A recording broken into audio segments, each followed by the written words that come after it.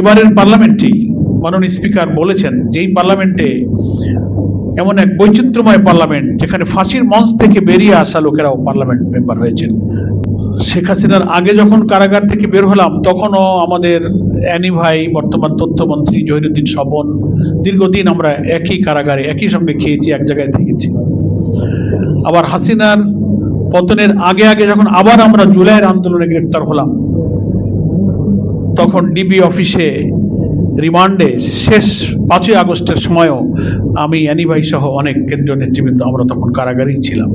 কারাগার হচ্ছে একটা অখণ্ড অবসর পাওয়া যায়, এবং দুইটা কাজের জন্য একজন মুমিন যদি এই সময়টা পার করতে সিদ্ধান্ত নেয় তাহলে তার আর কারাগারে কোনো কষ্ট হয় না। একটা হলো লেখাপড়া করা, প্রচুর লেখাপড়া করার সময় যারা কারাগারে আপনারা গিয়েছেন, এই সারির সবাই জেলখানায় গিয়েছেন। এখানে ইসলামী ছাত্র শিবিরের বর্তমান কেন্দ্রীয় সভাপতি থেকে নিয়ে সাবেক মিলে সব 5 জন কেন্দ্রীয় সভাপতি এখানে আছেন, আমি হিসাব করলাম। আজহার ভাই আছেন, রাশেদ, তারপরে জুবায়ের ভাই কেন্দ্রীয় সভাপতি ছিলেন, আব্দুল জব্বার, সবার কারাগারের জীবনের অভিজ্ঞতা সব মজলুম।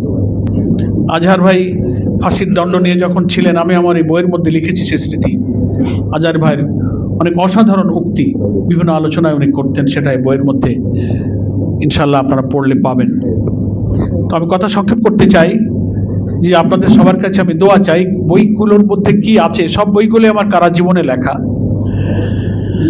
সেটার বর্ণনায় আমি আর যাব না, যেহেতু এটা পড়েই আমরা সবাই জানতে পারবো। আমি শুধু এইটুকু দোয়া চাই, মানুষের মাঝে আল্লাহ তাআলার দ্বীনের জন্য একটা নির্ভীক, মৃত্যু ভয়হীন চেতনা তৈরি করার দাওয়াতি কাজের জন্য এই বইগুলো আল্লাহ তাআলা কবুল করেন। আর আমার এই সময়টুকু যেন পৃথিবীর পার্থিব কোনো চাওয়া পাওয়ার ঊর্ধ্বে শুধু আল্লাহকে পাওয়ার আকাঙ্ক্ষা ছাড়া কোনো কিছুই যেন আমাকে স্পর্শ করতে না পারে, এই দোয়া আমি আপনাদের সবার কাছে চাই। এখন বেঁচে এসে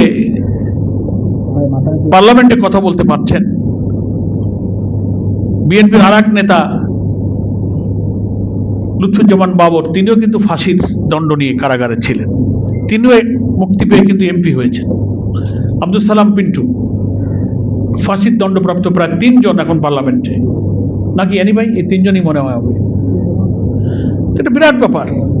পৃথিবীর কোন দেশের পার্লামেন্টে এরকম নির্যাতিতদের বৈচিত্র্যময় সমাবেশ, যেটা মাননীয় স্পিকার, ডেপুটি স্পিকার পার্লামেন্ট চলার মাঝে মাঝে এই স্বীকৃতিগুলো দেন। আমরা আল্লাহর কাছে দোয়া করব, অত্যাচারের যে কালো রাত আমরা পার করেছি, জুলুমের যে কালো অধ্যায় আমরা পার করেছি, আমরা যেন জাতির সামনের দিনগুলোতে এই কালো দিন যেন আর ফিরে না আসে, সেই লক্ষ্যেই যেন আমরা একটা জাতীয় ঐক্যের মধ্য দিয়ে পথ চলতে পারি। ইউএফটি ফার্স্টের সাথে ট্রেড করুন যে কোনো জায়গা থেকে, ক্যাম্পাসে ক্লাসের ফাঁকে, ঢাকার জ্যামে বসে কিংবা ঘরে বসে। ট্রেডিং এখন হাতের মুঠোয়, তাই ট্রেড করুন যখন খুশি, যেখানে খুশি।